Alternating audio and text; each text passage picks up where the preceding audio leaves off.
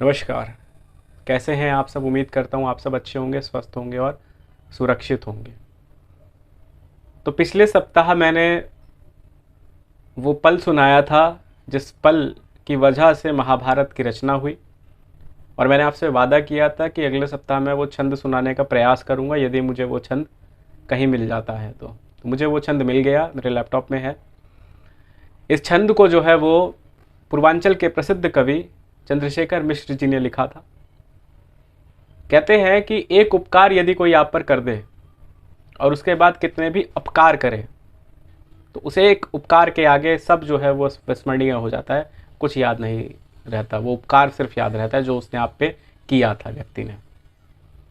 शिशुपाल का जब जन्म हुआ तो शिशुपाल और सबको ये पता था कि शिशुपाल का जो वध है वो कृष्ण के द्वारा ही होना है, लेकिन फिर भी कृष्ण ने कहा कि मैं 100 गलतियों तक इसको माफ़ करूंगा, 100 के बाद अगर एक भी उसमें जुड़ता है तो मैं इसका वध करूंगा।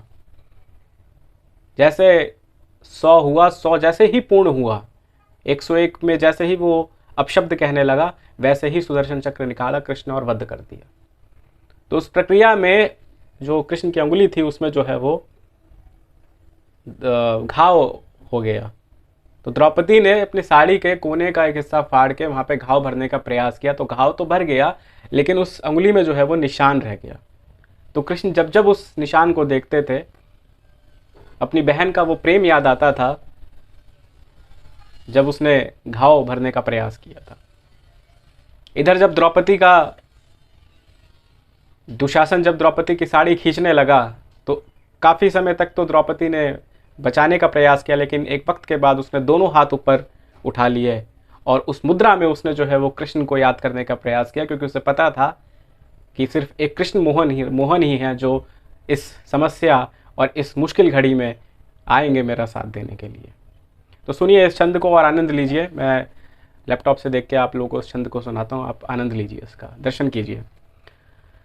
हरे खींच दुशासन जोर लगा कर, टेर हमारे जो ऊ सुनी पहिए, बाविश्वास विपत्ति पड़े पर, मोहन ना हम के बिसरहिए।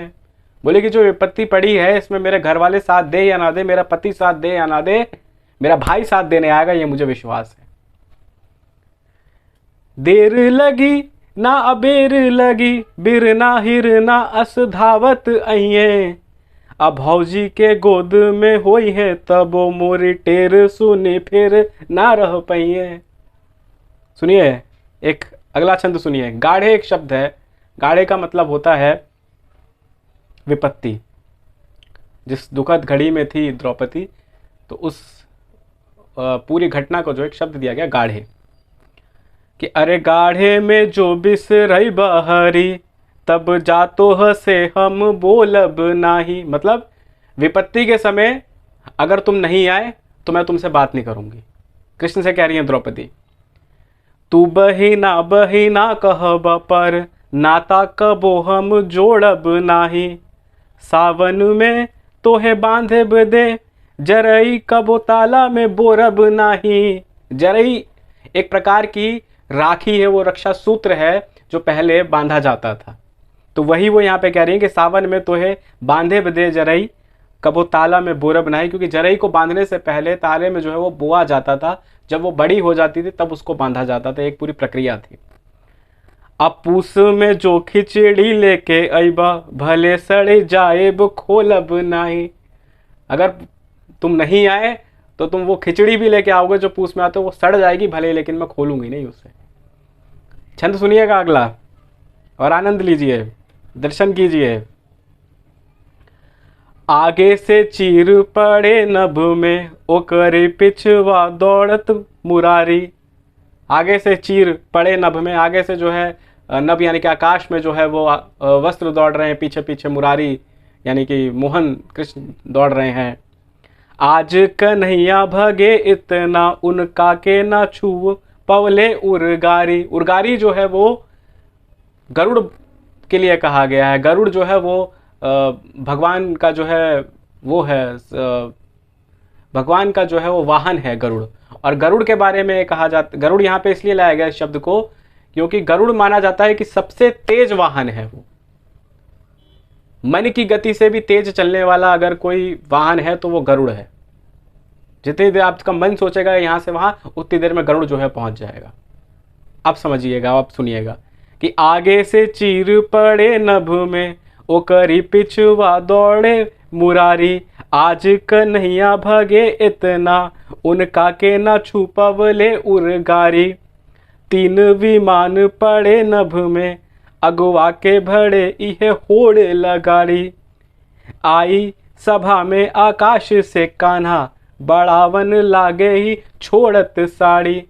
सभा में जो है वो कृष्ण पहुंच जाते हैं, जिस सभा में द्रौपदी, दुशासन और सब वहाँ बैठे होते हैं, उस सभा में पहुंच जाते हैं। साड़ी घटे नाता बोला दुर्योधन, अरे खींच दुशासन जोर लगा के। जब सभा में पहुंच जाते हैं कृष्ण, तो साड़ी एक तरफ से साड़ी बढ़ानी शुरू करते हैं, और दुशासन जब थक जाता है तो जो दुर्योधन है वो दुशासन को कहता है कि जोर लगा कर खींच। कि साड़ी घटे न बोला दुर्योधन, अरे खींच दुशासन जोर लगा दे। ई सुनी के द्रौपदी हंस बोली, तू अब जोड़ लगा शहजादे।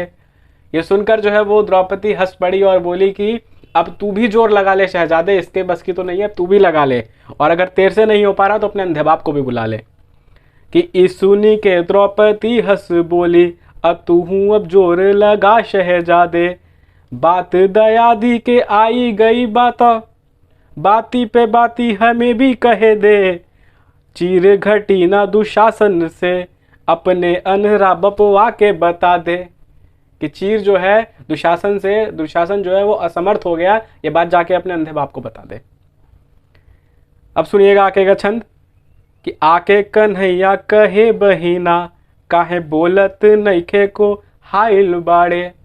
आके कन्हैया कहते हैं कि बहन क्यों नाराज है मुझसे, बोल क्यों नहीं रही है। राही में ना पनियो पियनी, तनी देख हमें की घमाइल बानी।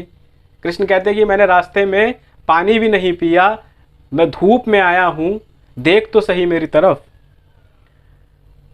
वाहन बा अभी मोर पाछे, मु पैदल धावत आवत बानी। द्वारिकाधीश के ते बहिना, लुगड़ी बंधे काहे को हाइल बाड़े। अरे तेरा भाई जो है वो द्वारकाधीश है, तो द्वारकाधीश की बहन है, एक साड़ी के लिए मेरी बहन मेरे से ना बोले, ये तो बहुत बड़ा मेरे लिए जो है वो अभिशाप होगा कि अगर एक साड़ी के लिए मेरी बहन में से बात करना छोड़ दे। अगला छंद सुनिएगा, आखिरी छंद है, इसके बाद इजाजत दीजिएगा। कि खींचे दे साड़ी मो देखत बानी, यहाँ पर के बलवान बड़ाबा। साड़ी खींचने दे, मैं भी तो देखूं इस सभा में कौन बलवान है। कि बहिना के गुहार पे भाई भी, आके सभा बिचवा में खड़ा बा। बहन की गुहार पर भाई आके सभा में बीच में खड़ा हो गया है, मैं भी देखता हूं आज किस में ताकत है, खींच लेने दे। फाड़ी के तू बंध ली सड़िया, अब ही अंगूरी में निशान पड़ा बा। वही बात कि साड़ी जो फाड़ के तूने घावों के लिए भरा था, वो निशान आज भी मेरी इस उंगली में है। कि फाड़ी के तू बंध ली सड़िया, अब ही अंगुली में निशान पड़ा बा। असूद में धाकब लाज तोहार, मूल तोहार पड़ा का पड़ा बा।